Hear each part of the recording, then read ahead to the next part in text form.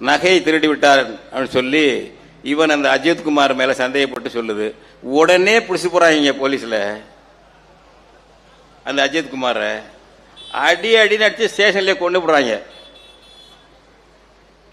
அடிச்சு கொண்டு போடுறாங்க. இப்ப என்னாச்சு? அப்படி அந்த மேனாமினிக்கு நகை ஒன்னும் திருட்டு போகவில்லை. அந்த அம்மா கொடுத்தது பொய் புகார். அந்த அம்மாளே சொல்லி திருட்டு குற்றச்சாட்டுக்கு கொடுத்த புகார் மனுவை வழக்க வாபஸ் பெற்றுக்கிட்டாங்க. அஜித்குமார் தான் உயிரோடு இல்லை, நீ வாபஸ் பெற்றானா இருந்தா என்ன? அந்த புகாரை வாபஸ் வாங்கிட்டீங்க.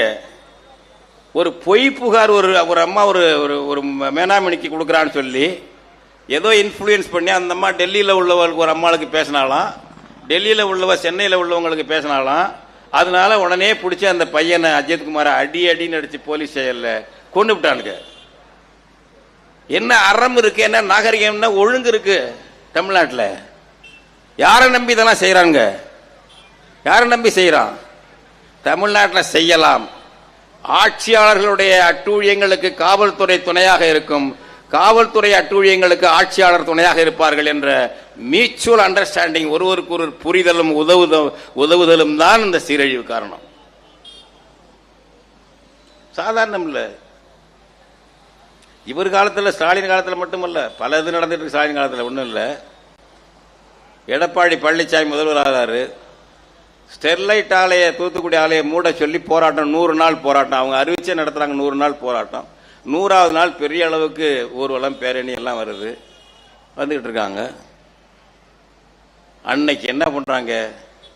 திட்டமிட்டு போலீஸை கொண்டு போய் இந்த ஸ்டாண்டு கிண்டெல்லாம் நின்றுகிட்டு உயரமா பார்த்து சுடுறதுக்கான ஏற்பாடு எல்லாம் பண்ணிட்டாங்க.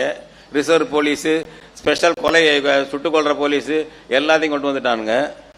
வந்து ஒரு 50,000 பேர் திரண்டுச்சு மக்கள். மாவட்ட ஆட்சியர் அலுவலக வாசல்ல போய் ஆர்ப்பாட்டம் நடத்தி அங்கே உட்கார்றதா, முற்றுகை போராட்டம் தான், வேற எதுவும் இல்லை. அவங்க மேல திட்டமிட்டு துப்பாக்கி சூடு போலீஸ் நடத்தி 13 பேர் செத்து போயிட்டாங்க. ஸ்னோலின் ஒரு பெண் பிள்ளை, 19 வயசு பிள்ளை, அது வாயில கோஷம் போட்டு ஆவேசமா வந்துச்சு, வாயிலே சுட்டிருக்கான். எடப்பாடி பழனிசாமி முதலமைச்சர், செய்தியாளர் கேட்கிறார்கள், எனக்கு தெரியாது, நான் டிவி பார்த்தா